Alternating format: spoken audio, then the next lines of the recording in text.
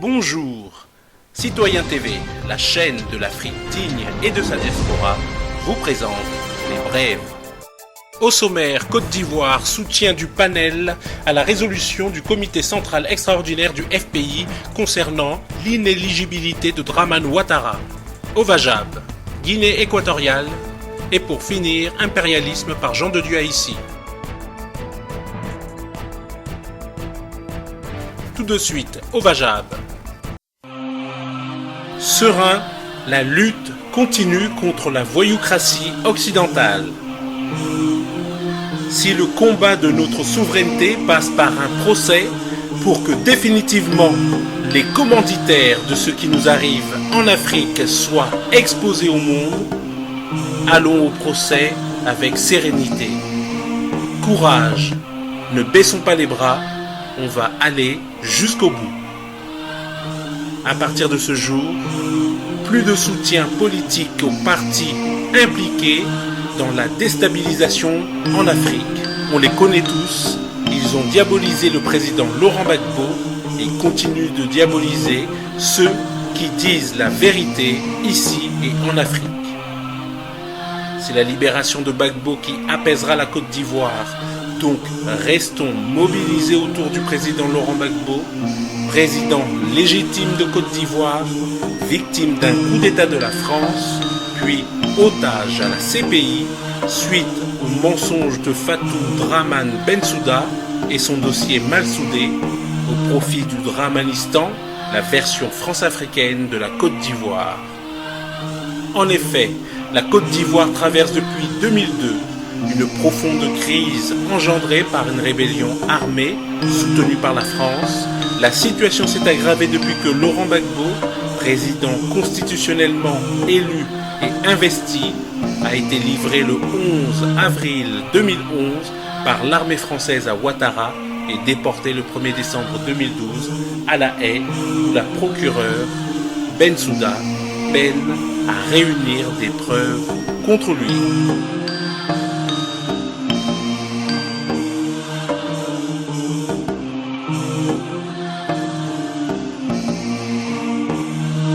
Tout de suite, Guinée équatoriale par Simo. En Guinée équatoriale, il y a la célébration du 3 août, cette fête de la liberté. La liberté, on a appelé ça le golpe de Libertad, le coup de la liberté qui a vu venir au pouvoir le président Obiang Mbazoro. Et puis après 36 ans, on voit cette émergence, on voit la nouvelle Guinée qui a été retirée de la main de Macias Nguema.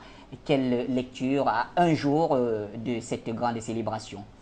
En réalité, si les chefs d'État africains travaillent comme ce monsieur, on n'est même pas à se plaindre. Qu'un monsieur mette même 100 ans, mais pour travailler pour le compte du peuple africain, moi, j'ai rien à lui reprocher. Les gens peuvent raconter tout ce qu'ils veulent. L'alternance, ce n'est pas l'essentiel. L'essentiel, c'est de travailler pour le compte du peuple. Quand un monsieur est là pour travailler pour le compte de la population, on peut raconter tout ce qu'on veut, mais on peut détourner un cours d'eau, on ne peut pas l'arrêter. La Guinée est en train de faire l'histoire de l'Afrique et je pense que l'Afrique lui sera reconnaissante pour tout ce qu'il fait. Parce qu'aujourd'hui, quoi qu'on dise, quand vous revoyez la Guinée, ce n'est pas le seul pays producteur de pétrole. Tout à fait. Combien de pays producteurs de pétrole ont fait comme lui, en dehors de la Libye, où les gens ont réussi par un tour de passe-passe à l'enlever pour des raisons que vous connaissez tous. Maintenant, la même chose, on veut faire pour Obiang Nguema. Heureusement, je dis encore une fois, je lève mon chapeau aux Équato-Guinéens qui le soutiennent sincèrement, qui le soutiennent bien. Et je dis encore une fois, c'est une très bonne chose pour ces gens de soutenir leurs États parce que s'ils laissent qu'on foute le bordel dans leur pays, ce sont eux qui vont payer. Ce n'est pas les autres. Ceux-là vont se mettre à distance et dire, bon, faites le désordre, mais demain, quand ça va chauffer, ils sont chez eux. Mais c'est les Guinéens qui vont payer très cher. Donc je dis encore à tous les peuples guinéens, soutenez votre chef d'État. Si les gens passent tout le temps à dire qu'il est n'importe quoi, mettez-vous derrière lui, faites en sorte qu'il continue à travailler pour vous, qu'il continue à développer la Guinée. C'est une bonne chose pour l'Afrique. Je souhaiterais qu'il y ait plein de présidents comme ça, même s'ils font 100 ans, je les soutiens. Merci Simo de signer votre entrée comme vous le faites si bien. Et pour finir, impérialisme par Jean de Dieu Haïti. Que j'explique d'abord la théorie sur le plan des relations internationales et que tout le monde essaie de comprendre pourquoi Bolloré. Parce que si on fait fixation sur Bolloré, nous risquerions de ne pas expliquer au monde entier la perpétuité de l'impérialisme français. Il s'agit de l'application théorique des 3 E. Les 3 E, c'est entreprise, église et maintenant Élysée. Quand je dis Élysée, c'est ça le sommet. Mettez dans Élysée le palais Élysée, mettez le Matignon, le quai d'Orsay. Voilà l'organisation politique qui a des programmes bien précis pour la perpétuité de la reconquête de ce que vous avez appelé des anciennes colonies, des anciens comptoirs. Voilà la continuité de la colonisation à travers ces 3 E. Je laisse donc E qui est Élysée avec ses contenus Matignon, etc. Vous prenez le deuxième E qui est Église. Dans Église, mettez la franc-maçonnerie, mettez la rose 3, mettez les histoires des arbres kabbalistiques, mettez même l'église chrétienne, parce que la magie christique, certains vous diraient non, je ne suis pas franc-maçon, je suis catholique, comme si catholique était la rue. Non, il s'agit de la manifestation de la magie christique et qui a 80% de bonheur pour ceux qui sont détenteurs de cette magie-là. Et par cette deuxième E, rappelez-vous de la citation d'un ministre français, Focard. Il avait dit, on va leur donner un semblant d'indépendance, mais on va les tenir par les cercles ésotériques et par la monnaie. Et donc, le troisième E, c'est le contenu des entreprises, ces multinationales qui nous ont envahis après que les experts du Fonds monétaire international, ce que certains appellent fonds de misère instantanée, aient donné des discours et des leçons de développement à notre élite qui était incompétente à comprendre qu'on prenait là le chemin de notre perte. Et donc, dans la troisième E là, mettez donc ces multinationales, vous mettez les problématiques de la monnaie, et c'est vous qui aimez les problématiques essentielles de la monnaie, les comptes d'opération avec ces réserves qui sont confisquées, la masse monétaire qui est très ridicule et le lieu de naissance et de fabrication de ce que vous appelez francs de colonie française d'Afrique. Voilà l'aspect théorique pour l'option de la lecture des relations internationales. Maintenant, quand vous arrivez au moment de la liquidation, de la privatisation de nos sociétés, au moment de l'envahissement donc de ces entreprises françaises en général, avant d'aboutir sur Bolloré, je vous donne quelques illustrations. Rappelez-vous toujours que l'Office camerounaise de la banane, une très grande société créée en 1968, avait l'ambition de pouvoir nourrir les Camerounais par la banane et exporter, parce que je suis d'accord pour la coopération, exporter cette banane et donner le bonheur aux Camerounais, aussi donner le bonheur aux consommateurs occidentaux de cette même banane. On l'appelle Bouba. Bouba, le village Bouba est très misérable, c'est une parenthèse. Alors cette banane est prise en otage parce qu'il y a une société française qu'on appelle la compagnie fruitière de M. Jean-Pierre Sartre, Jean-Pierre Fabre, qui a acheté donc et a fabriqué les filiales. Je donne la première filiale et on les appelle les GIC, c'est-à-dire les groupements intercommunaux. Ce groupement intercommunal ne paye pas les impôts parce que c'est un groupement, c'est un GIC. Et ces GIC donc, les trois, je cite, SPM, PHP, c'est-à-dire Plantation de Hopenja et Kaplan, ont eu un bénéfice annuel allant au-delà de 239 milliards de francs des colonies françaises d'Afrique. Mais ça s'appelle GIC. Et c'est grâce à la présence d'un certain magistrat municipal que vous avez appris qu'une commune perdait 2 milliards 750 millions de francs des colonies françaises d'Afrique, multiplié par 30 ans. Cela fait donc 82 milliards 500 millions de francs des colonies françaises d'Afrique. Ça, c'est une illustration. Prenez la deuxième illustration. C'est aussi important. La société Barry, société anonyme, qui est venue acheter l'ex-office camerounaise de commercialisation de produits de base. Ça n'existe plus. Ça a été acheté à un prix bidon. Quand je parle d'achat, je voulais dire arraché à un prix bidon. Parce que c'était 36 094 actions qui ont été liquidées à 3 milliards.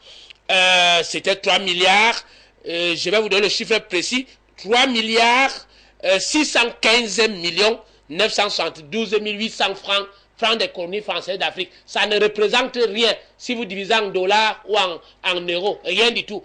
Aujourd'hui, cette société n'existe plus jamais au Cameroun. Ça, c'est... Je vous donne ces illustrations avant d'aboutir sur Bolloré pour que vous compreniez le processus de recolonisation, le processus d'imbécilisation continue, le processus d'idiotisation de l'élite africaine, de l'élite camerounaise, puisque vous parlez du cas du Cameroun. Maintenant, parlons de Bolloré. Vous prenez Bolloré, vous prenez le rail, on vous dit que pour aller... Ben, maintenant, la situation s'est améliorée quand même, parce qu'on peut prendre le train et arriver. Mais c'était le train, le rail a été acheté pour les marchandises. C'était essentiellement pour les 7 milliards de bénéfices par semaine. Parce que, voyez-vous, on construisait pipeline Tchad-Cameroun et il fallait que Bolloré amasse des bénéfices au détriment de quelques petits opérateurs camerounais qui n'en peuvent rien. Mais le rail a été créé bien avant ça, la société. Bon, c'est pour ça que vous parlez d'asphyxier. Asphyxier. Si vous laissez donc la régie Fercam, qui est devenue Camrail, pour être la propriété de quelques privilégiés, les privilégiés forces endogènes, avec cette force exogène qui est donc M. Bolloré, vous connaissez les forces endogènes, parce que bientôt on va parler des forces endogènes, vous pouvez donc les indiquer, les PCA, etc. Ben, c'est bien qu'ils soient suffisamment riches, mais on ne refuse pas la coopération. Mais allez donc observer le traitement des employés. Allez vérifier leur rémunération. J'aime rappeler que M. Sidieux, aujourd'hui, les pasteurs, il parle seul en route. Dans son monologue, c'est la misère. Quand ce monsieur avait eu 38 ans de service, quelques mois avant sa mise à la retraite, on lui a collé un motif pour qu'il soit licencié et qu'il perde les 44 millions de francs des colonies françaises d'Afrique qu'il devrait mériter pour avoir bien servi dans cette histoire de Camrail. Vous laissez Camrail aller au port autonome. Je voulais parler du port autonome de Douala. J'y ai été. J'ai été au parc à bois. J'ai été dans tous les compartiments. Vous avez vu l'engorgement qui est organisé. Et donc ici, l'asphyxie apparaît lorsque vous prenez conscience de ce que vous ne pouvez pas donner les clés d'entrée et de sortie. La porte d'entrée et de sortie d'un pays, vous remettez à un monsieur, oui, dont la moralité est certainement très bonne, je ne doute pas de sa moralité, mais dont la mission impérialiste n'est pas voilée. Allez donc chercher, pour comprendre bien ce que je dis, allez vérifier, entrer dans toutes les sociétés de Vincent Bolloré, vous interrogez discrètement les employés, vous interrogez les histoires qui ne sont pas anecdotiques, qui sont très proches de la spiritualité, on vous dira pire que ce que je peux vous dire. Et je pense que comme le Cameroun, comme l'Afrique se réveille, j'ai l'espoir que tous les Camerounais, tous les Africains prendraient conscience et nous serons capables de dénoncer sans avoir peur d'être tués par ces grandes mastodontes financières.